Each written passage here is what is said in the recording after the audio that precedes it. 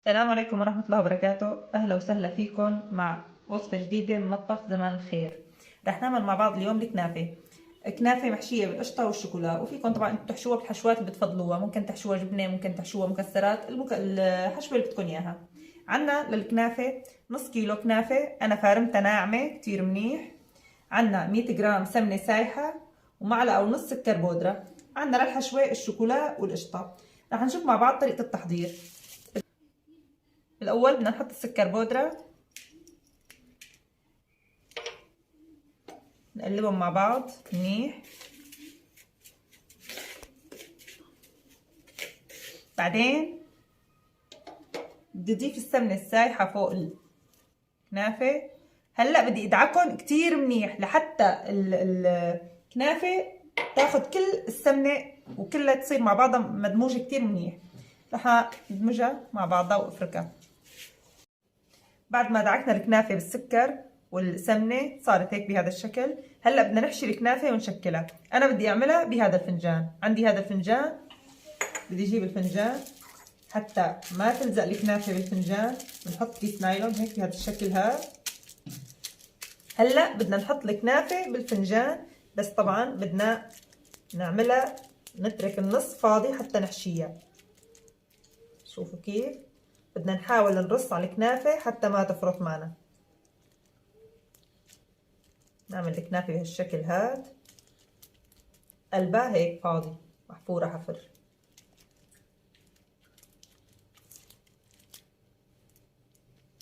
هلا بعد ما عملنا هيك شكلناها، نجيب الحشوة نضيف حشوة بقلب الكنافة.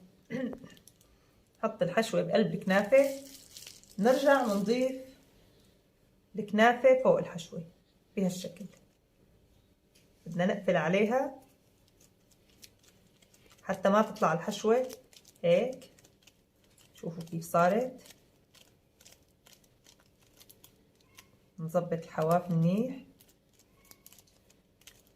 وبرص على الكنافة حتى ما تفرط معنا. هلا نشيل الكيس. شوفوا كيف صارت معنا بهالشكل هذا. نحطها بالصينية.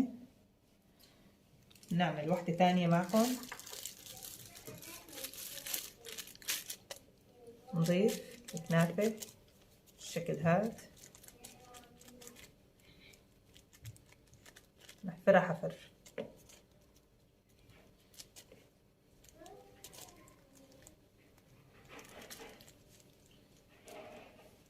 هلا نضيف القشطة.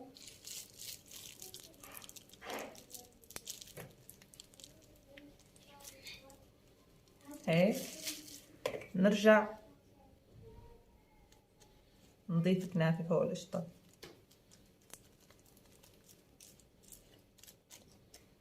نظبط الحواف وبنضغط منيح على الكنافة حتى تتماسك. شوفوا كيف صارت هيك. بنشيل الكيس. هاي الشكل الثاني. رح كمل الكمية. شوفوا كيف شكلها. رح كمل الكمية كلها وارجع لكم. وهي خلصنا حشي الكنافة. انا حشيت نصهم قشطة ونصهم شوكولا. هلا بدنا ندخل الصينية على الفرن. طبعا انا قبل ما احط الكنافة دهنت الصينية بالسمنة كتير منيح. هلا بدي ادخلهم على الفرن وبشوفكم لما يجهزوا. بعد ما طلعنا الصينية من الفرن اخذت اللون الذهبي اللي بدنا اياه. هلا هي وسخنة بدنا نضيف القطر. نضيف عليها القطر.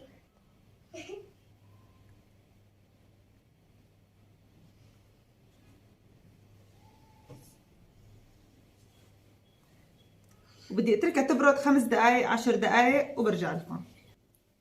وهي شكل الكنافة النهائي. شوفوا منظرها كيف. ان شاء الله تكون عجبتكم.